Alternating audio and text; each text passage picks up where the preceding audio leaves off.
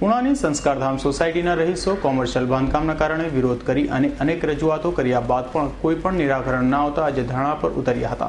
જ્યારે સોસાયટીના પ્રમુખે વિરોધ કરતા તેના ઘરે બિલ્ડર દ્વારા હુમલો પણ કરાયો હોવાની પોલીસ ફરિયાદ નોંધાવવા પામી છે। ટીવી સ્ક્રીન પર દેખાતા આ ધરણા સંસ્કારધામ સોસાયટીના રહીશો દ્વારા કરાયેલા છે। સંસ્કારધામ સોસાયટીના પૂણા બોમ્બે માર્કેટ રોડ અર્ચના સ્કૂલની આગળ અને મુક્તિધામ સોસાયટી પાસે આવેલી છે।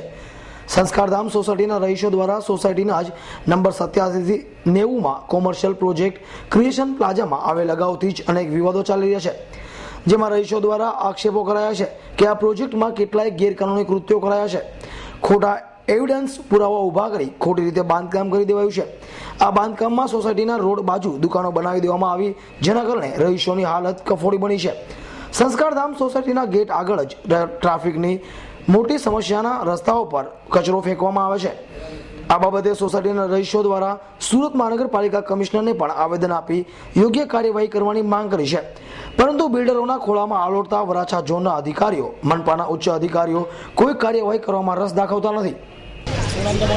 મારું નામ મનુભાઈ બચુભાઈ છોટાળા, મેં સંસ્કારધામ સોસાયટીમાં રહી છીએ અને સંસ્કારધામ સોસાયટીનો હું પ્રમુખ છું। મનુભાઈ, તમે ધરણા પર બેઠા છો તો કઈ બાબતે અને શું પ્રશ્ન છે? ધરણા બાબત બેસવાનું કારણ એ છે કે 3-4 મહિનાથી આ રેસિડન્ટ અને કોમર્શિયલ વચ્ચે અમારો વિવાદ ચાલે છે અહીંયા, કે અમારો રેસિડન્ટ ખરેખર મંજૂર પ્લાન છે અને આ લોકોએ કોમર્શિયલ ખોટા એવિડન્સો ઊભા કરી અને કોમર્શિયલનું 250 શોપનું માર્કેટ ક્રિએશન પ્લાઝા નામનું બનાવ્યું છે અને ખોટી જ મંજૂરી છે। અને જ્યારથી આ પ્લાઝા સ્ટાર્ટ થયું, બાંધકામ સ્ટાર્ટ થયું, ત્યારથી અમારો વિરોધ, વાંધા અરજીઓ, આવેદનપત્ર હાઈકોર્ટમાં પણ ગયેલા છે, અહીંયા સિવિલ કોર્ટમાં દાવા પણ કરેલા છે, છતાં એસએમસીના અધિકારીઓ અને બિલ્ડરોના મેળાપીપણામાં કોઈ અત્યાર સુધીમાં એક્શન લેવાના નથી। એટલે એની વિશે અમારે પછી અવારનવાર 2 થી 3 વખત તો અમારા ઘર પર હુમલો થયો કે અમે આ જે ઘર્ષણ કરી રહ્યા છીએ એ લોકોને તકલીફ છે અને એ લોકોનું એવું કહેવાનું કે તમે આ વિવાદ નહીં કરો। એ લોકોને કોમર્શિયલ બિલ્ડિંગ બનાવીને માર્કેટ વેચીને વયું જવું છે ને અમારે તો અહીંયા શાંતિથી રહેવું છે।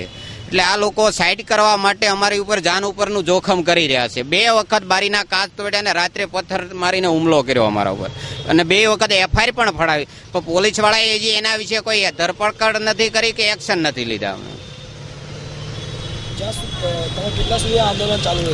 અમારું આંદોલન તો આજે સ્ટાર્ટ થયું છે, બાકી અમને ન્યાય નહીં મળે તો અમારા આવતા દિવસમાં જલદ આંદોલન કરવાની, પણ રોડ ઉપર આવી જવાની અમારી તૈયારી છે કે ભાઈ ગમે તે થાય અમારે આનો ન્યાય જોઈએ। પોલીસનો સપોર્ટ નથી અમને, કારણ કે આ લોકો પોલીસ સાથે પણ બિલ્ડર અને પોલીસ મિલી જુલી છે કે આ લોકોને મેસેજ જ પોલીસ આપે છે કે તમે આ રીતે રહ્યો, આ રીતે બાંધકામ ચલાવો। પોલીસ, એસએમસી અને બિલ્ડર ત્રણેયના મેળા પીપળામાં અમારી ઉપર આ અત્યાચાર થાય છે, અન્યાય થાય છે અને અમારી જાન ઉપર જોખમ ઊભું કરેલું છે આ લોકોએ।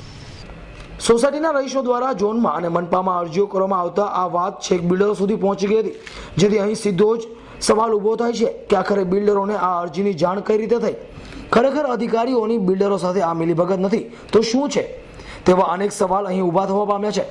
એટલું જ નહીં, સંસ્કારધામ સોસાયટીના પ્રમુખ અને રહીશો દ્વારા આ ગેરકાયદેસર બાંધકામનો વિરોધ કરતા બિલ્ડરો દ્વારા મોડી રાત્રે તેના ઘર પર પથ્થરમારો કરી હુમલો પણ કરાવ્યો હતો, જેથી રહીશોમાં ફફડાટ વ્યાપી જવા પામ્યો છે।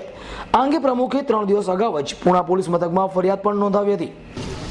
અહીંયા ક્રિએશન પ્લાઝા કરીને એક મોલ બને છે, જે ઘણા ખોટી ગેરરીતિથી બનાવવામાં આવે છે અને એમના લીધે અહીંયા સોસાયટીવાળાને ઘણી બધી પ્રોબ્લેમ થાય છે।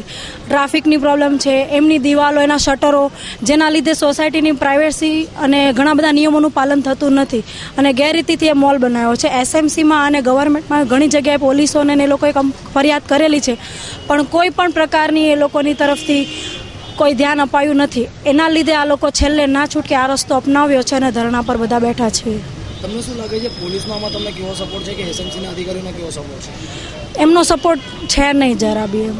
હા, અમે ઘણી બધી કમ્પ્લેન કરી પ્રમુખના ઘર ઉપર રાત્રે 12 વાગે, પછી 1:30 વાગે પથ્થરમારો થયેલો, એક દિવસે બપોરે 1 વાગે પથ્થરમારો થયેલો, ત્યારે પોલીસમાં અમે કમ્પ્લેન કરી, પણ એ લોકોએ 2 પોલીસવાળા મૂક્યા હતા અહીંયા, પણ પછી એ બી થોડી વાર આવે જતા રહે અને બરાબર ધ્યાન અપાયું નથી। એ લોકોએ કોઈ કાર્યવાહી નથી કરી, એમ દેખાવા માટે ચલો 2 પોલીસવાળા અહીંયા પ્રમુખના ઘરની સામે બેસાડી દીધા છે, બસ।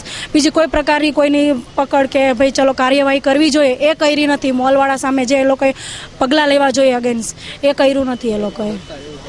હા, સોસાયટી વાળાને ડરીને રહેવું પડે. રાત્રે 1 વાગે પથ્થરમારો થાય, દિવસે બી એ લોકો પથ્થરમારો કરી શકે તો એ લોકો ઘણું બધું પ્રોબ્લેમ કરી શકે આ લોકો રહેવાસી લોકોને.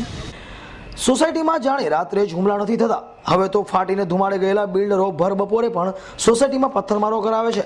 ત્યારે ગત રોજ પણ ફરી એકવાર પ્રમુખના ઘર પર પથ્થરમારો કરાવી કાચ તોડી નાખતા વધુ એક ફરિયાદ પૂણા પોલીસ મથકે નોંધાઈ હતી. જેથી રહીશોના જીવનું જોખમ હોવાના કારણે પૂણા પોલીસ દ્વારા 3 જવાનો સોસાયટીના ગેટ પર બંદોબસ્ત માટે મૂકી દેવામાં આવ્યા હતા. પરંતુ ખરેખર તો તેમનો બંદોબસ્ત માત્ર નામ પૂરતો જ હતો. મારું નામ મનસાબેન. સંસ્કારધામ સોસાયટીમાં એ પ્રોબ્લેમ છે કે અમારે શટર ને બારી બંધ કરાવવાની છે. એ લોકો કઈ ધ્યાન દેતા નથી ને રાતે 3:30 વાગે એકવાર પથરા ફેંકી માર્યા છે.